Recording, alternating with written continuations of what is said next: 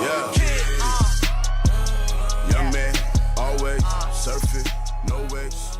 Well, hey kids, happy Thursday. Welcome back to the Daily Snack. I hope you're having a great week. I hope you're having a great day today. Thanks for taking a little bit of your day to spend a little bit of time with me. Some of our friends are going to be here as well. And we're going to talk a little bit more about this week's key to extreme living, which is disciples of Jesus trust that God has our best in mind. Now, we've been talking all week about this key to extreme living and how difficult that is. We took a look at what Jesus said in the Bible a couple days ago. Yesterday, we took a look at the end of the Winter Extreme X Factor games with Rock Steadfast and his partner Scooter. And I said we were going to come back today and take a look at a little bit more of what this looks like in our lives. And I've got some friends to introduce in just a little bit too. But first of all, I want to talk about a song that we like at Kids Church at Journey's Crossing. You may be watching this and you're like, Journey's Crossing, what's that? We're a church. We're in Germantown, Maryland, and we meet. We sing songs, we play games, we have fun. It's pretty chill. And anyways, we got a song that we sing called Hindsight. I want to play just a little clip of that song right now. Take a listen.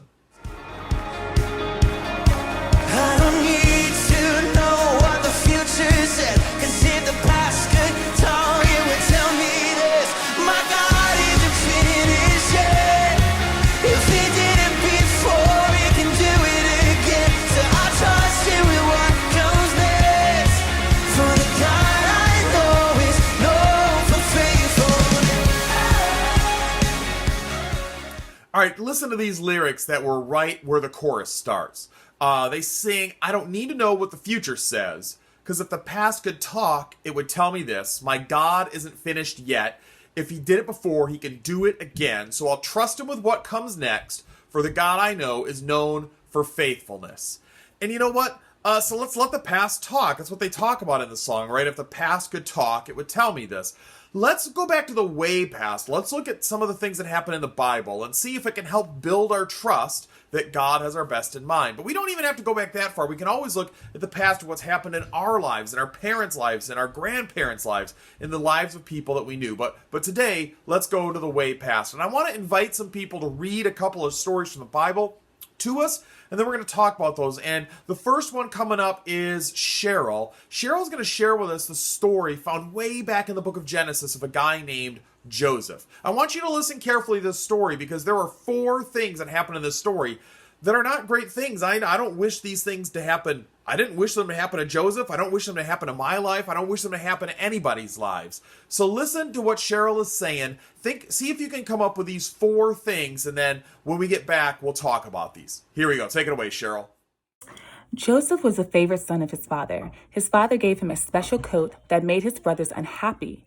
One day, they decided to hurt Joseph. They took the coat when they were far away from their house and threw Joseph into a hole.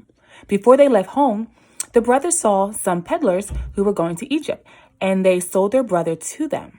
Then they smeared blood on Joseph's coat and took it to their father. They told their father that Joseph was eaten by a wild animal.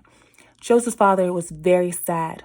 When Joseph got to Egypt, he was sold to a man who was in charge of the land. Joseph worked very hard and earned respect in the land of Egypt. One day, the Pharaoh, who was a ruler of the land, heard that Joseph was able to interpret dreams, and he asked Joseph to come tell him what his dreams meant. Joseph made friends with the Pharaoh and was given much power in the land. One day, his brothers came to Egypt to find food for their family. They didn't know that Joseph was there. Joseph learned that they were there and went to meet them. The brothers were sorry for selling him. They went home and told their father that Joseph was still alive, and they all moved to Egypt to be together. The family was back together again. All right, thanks for reading that, Cheryl. Kids at home, did you come up with those 4 things? Here's what I heard. I heard Cheryl say that they threw Joseph into a hole. His brothers threw him in a hole. Anyone here want to be thrown in a hole? Not me.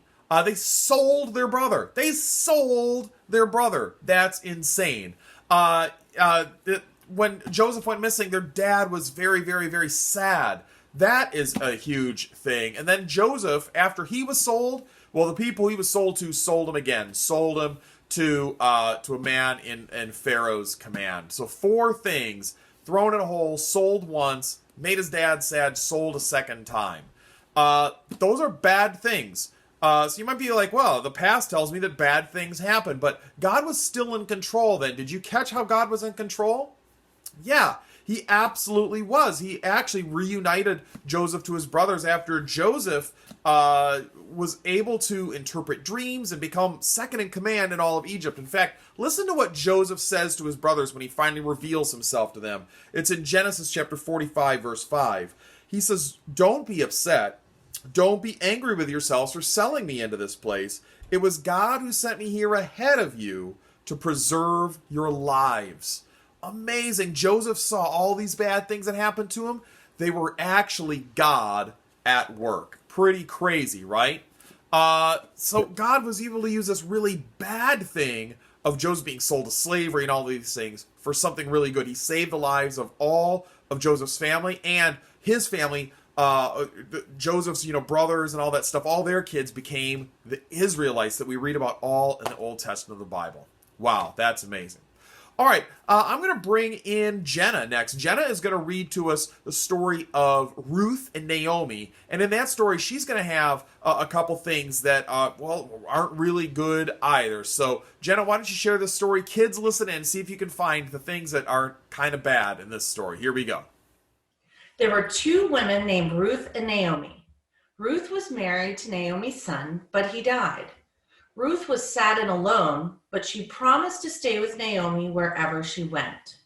So when Naomi decided to go back to Bethlehem, where she was from, Ruth went with her.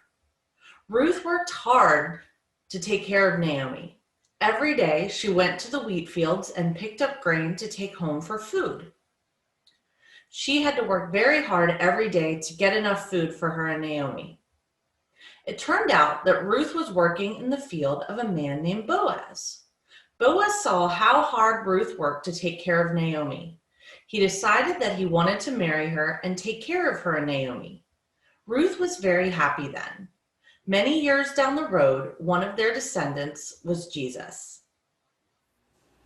All right, thanks, Jenna. All right, kids, what'd you come up with in that story? I've got 2 or 3 things here that I wouldn't want to happen to people.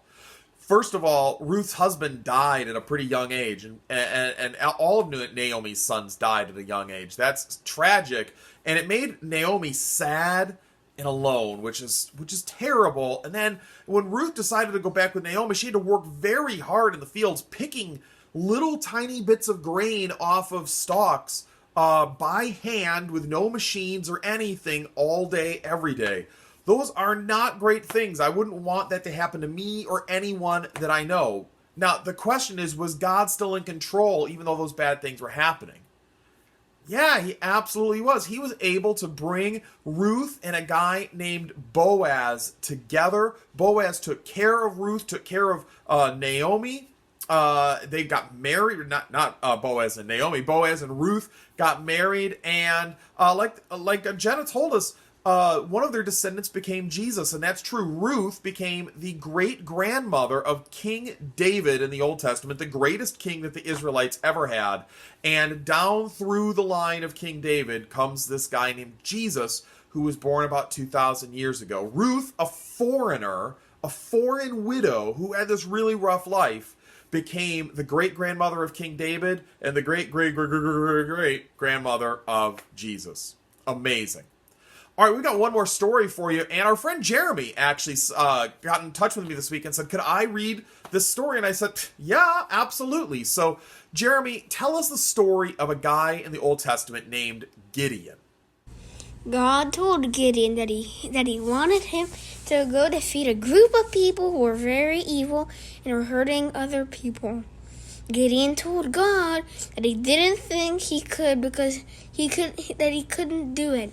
Because he was the youngest in his family and not many people would go with him. God promised that he would help Gideon and make sure that he would win. Gideon took thousands of men with him. God told him that there were too many men. Gideon told that the men could leave. They could leave if they were afraid. Over half of the men left. Gideon was worried that he would not be able to defeat these people with such a small number of men, but God told Gideon that there were still too many. men. So Gideon took them down to the river.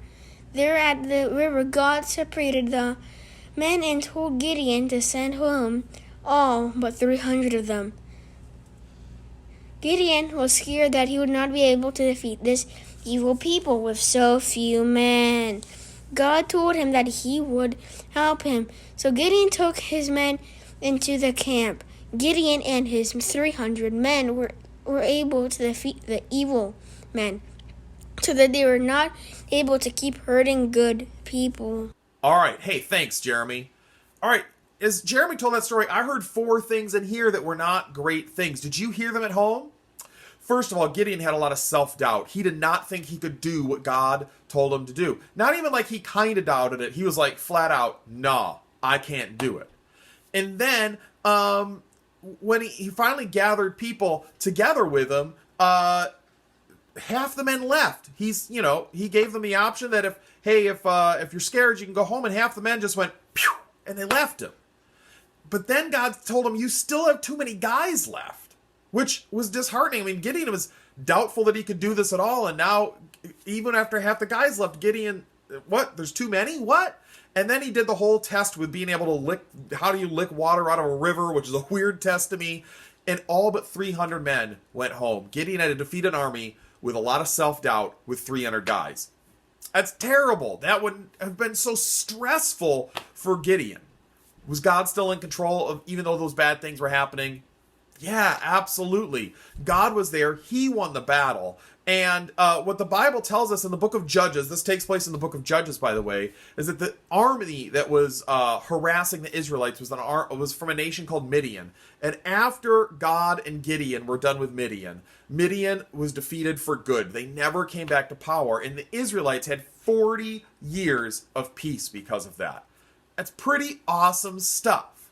So let's get back to our main point, and let's get back to this song that we heard earlier. In each of these stories, God was in control of the situations, and we can learn from these stories that even when things seem to not be going good, even when the situations are terrible, that God is in control, and he has our best interest in mind. It's just like they sang in our song. I don't need to know what the future says, because if the past could talk, it would tell me this: my God isn't finished yet. If he did it before, he can do it again. So I'll trust him with what comes next, because the God I know is known for faithfulness. The God I know I can trust has my best in mind, because I can see everything that he did in the past. Way back in the Bible thousands of years ago, but also in my life as I was growing up, as I went to college, as I started having kids, as I became a children's pastor. God has worked in my life all through that, and I've seen him at work. And it makes me, when I get scared, when I don't like how things are going, when he asks me to do tough things, when COVID happens, when bad things happen, I can get freaked out. It's easy to look at the bad thing and get freaked out.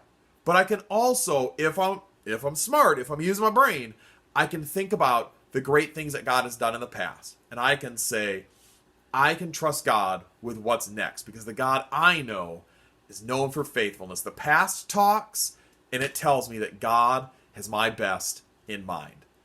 I hope this helps you a little bit, because bad things are going to happen in your life. Jesus said that in the Bible, that, bad stuff is going to happen. Following God is not an automatic ticket to an easy life. But you know what? Think of what happened in the past. Read the Bible, talk to your parents, think about your life, and remember that you can trust God to have your best in mind. I hope you're back here tomorrow as we head to Club Dance, and we'll finish up the week by remembering more about what God has done, praising him, dancing, and just letting the cares of the week fall away. Love you guys. See you tomorrow. Bye-bye.